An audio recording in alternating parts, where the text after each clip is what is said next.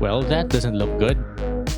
Hey guys, what's up? Aru. So the 5.5 update looks like it's not going to be an Archon patch, but don't let that fool you. Just like what happened in Natlan, this might be one of the biggest lore drops we've had regarding the dragons. We're talking about dragon civilizations, ancient dragon technology, Celestia possibly stealing designs from the dragons or vice versa, and even hints at space travel or how the Abyss breached Teyvat. Today's video takes us to Mount Tollan, a massive volcano in Natlan, but just like what everyone says, what's inside is always more important. The sacred dragon city of Tollan exists, and it might just flip everything we know about Teyvat's history on its head.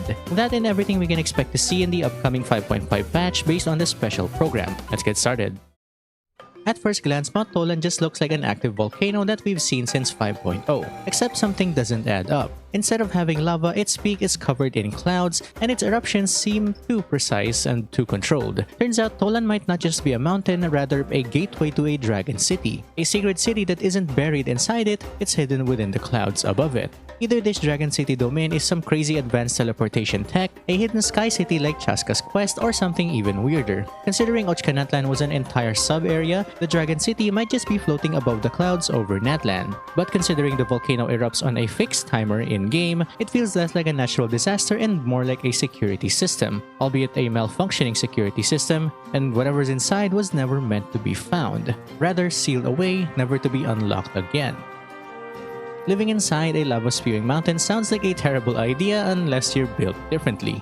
Enter the Collective of Plenty, a tribe of buffalo-inspired warriors who worship strength above all else. Their motto being "Might is right" seems like they follow the philosophical teachings of a boulder. Their main village, Teteokan, is shaped like bull horns, modeled after the horns of their very saurian, the Tatankasaurs, massive buffalo-like creatures that help control the volcano's eruptions using their horns, speed, and brute strength. Knowing the various lore of previous saurians, Tatankasaurs won't just be wild animals. They're likely part of Tollan's ecosystem and maybe even its original guardians that could dwarf even the largest volcanoes.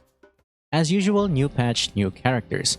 But these three have some deep ties to Natlan's culture, inspiration, and mysteries. Vennessa, a Mexican wrestler-inspired warrior who uses a mask, who channels Fiatena, a fire deity in Akan religion, whose Tatankasaur companion, Vanana, could hint at her draconic origins. Her design has been the spark of much debate since her drip marketing reveal, but it seems like everything she's inspired from is from the Mexican luchadors who wore masks and flaring costumes in their wrestling matches. Next is Genshin, a pilgrimage coach and an electro polearm user. Proving strength in Natlan is as much a sport as it is a way of life. She's a nutritionist and Vennessa's training coach, and her ancient name's origins come from a wrestler who could once beat Mawika. Lastly, Ifa, a Saurian vet from the same Flower Feather clan as Chaska, and his pet Kakuku, who seems to have copied his speech patterns. This makes me question if the Cucosaurus are inspired from parrots instead of ancient dragons that could blot the sun with their wingspans. Now, based on what we know about Ifa's lore, his kit might involve a comically large syringe used to heal and terrify even the largest saurians.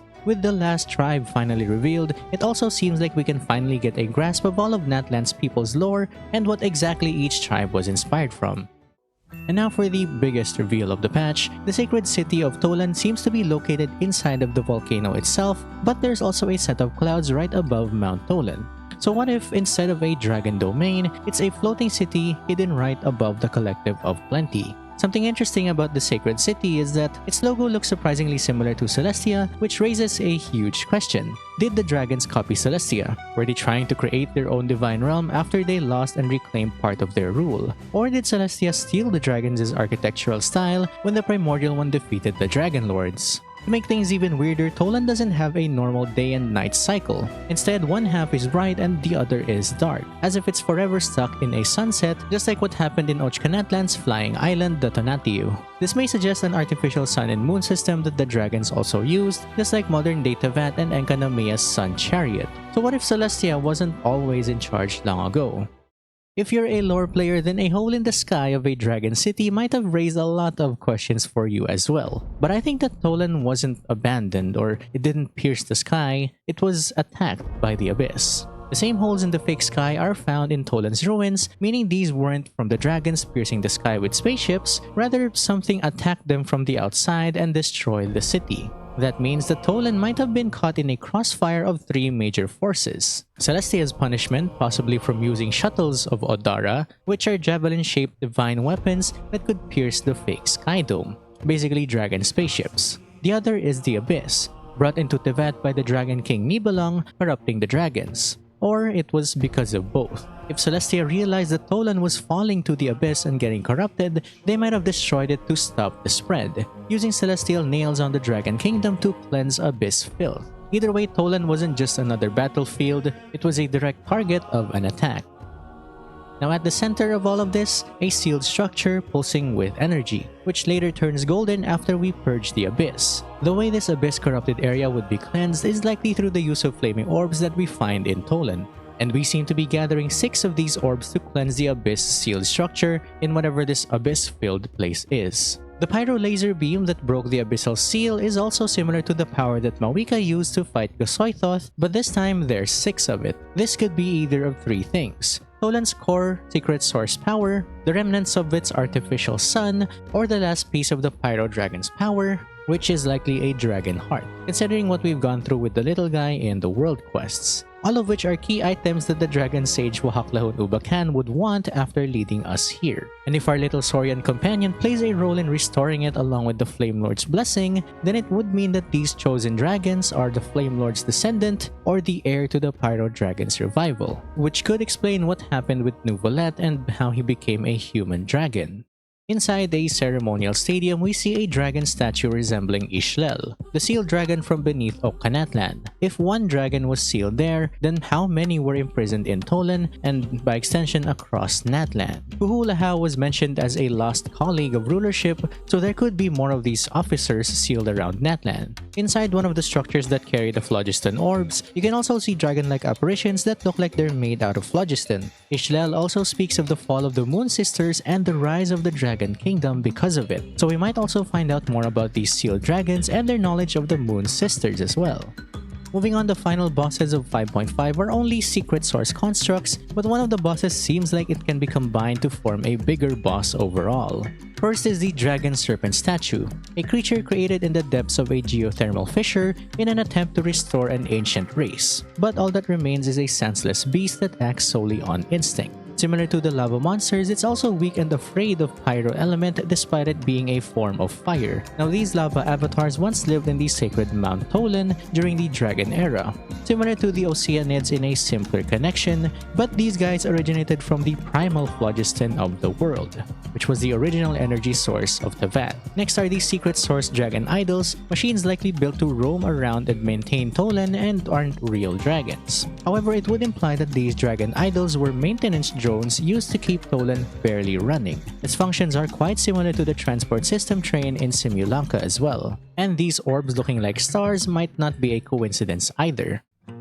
Just as a final note of things that I find interesting regarding the Abyss in Tollan is that the visual markings of damage similar to the holes in the sky imply that it was both attacked first and then infected by the Abyss second. Purple chests in Tollan would mean that the Abyss mimics or Mimiflora are also present somewhere in Tollan, meaning the Abyss infiltrated long ago, which would make sense considering what happened in Natlan and the theory surrounding the Pyro Dragon Shiukoatl being corrupted by the Abyss just like Nibelung. Ilichrul's dancing and worshipping Abyss mimics is similar to what they did with the sinner Vedrfolnir in Sumeru too, while a Tepitasaur is seen sick from abyssal exposure and seems like they can't wake up, which might be similar to the effects of abyssal corrosion syndrome in Khaenri'ah, but only for Saurians. Lastly, the particular red marks on the dragon structures have a similar color to what happened in Khaenri'ah during the Cataclysm, so it may imply that Mount Tollan was one of the places attacked when the Primordial One fought the Dragon Lords, and was then infected by the Abyss after Nibelung returned for round 2, which caused even more destruction to Natlan, causing its leylands to be destroyed. Now if the sacred city of Tollan is restored, that means that we'll see the return of the original dragon civilizations. But this may also mark the return that Wahaklahun has longed for from Okkan and Xbalanque long ago, which was using the humans to evolve dragonkind into what it was meant to be, basically the master race of all mankind.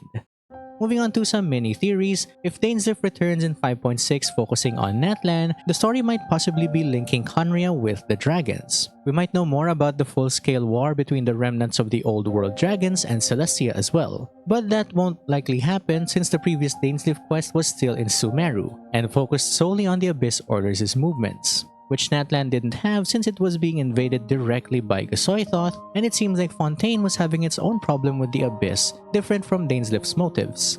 Something to note about the Collective of Plenty and its connection to the sacred city of Tollan is that Vennessa and Janssen's tribe lives inside of Mount Tollan, as shown in the special program, and is the closest in terms of description to the tribe Vennessa comes from, known as the Flame-Touched tribe. So maybe the word Flame-Touched tribe comes from the Flame Lord's blessing of the Pyro Dragon long ago, and explains why Vennessa's tribe had crimson red hair and might have had to leave Natlan after the Dragon War. Humans being connected to the Dragon Lords having to leave their land after being taken by the Primordial One would seem more plausible. And Vennessa's tribe being physically strong people who learns about the art of combat is quite similar to the Collective of Plenty's focus on strength and fitness. But I might just be coping here since we haven't heard about Vennessa since 1.0 and the Genshin manga.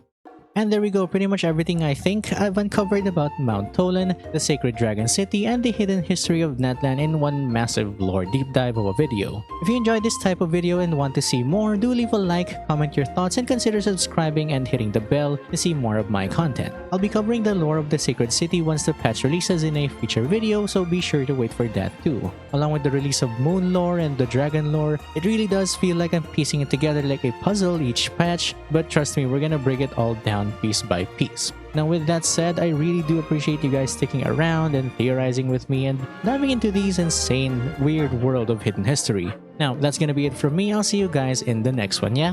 As always, like, comment, enjoy, subscribe, and hit the bell for more of my ramblings, and stay mad, theorists. Bye!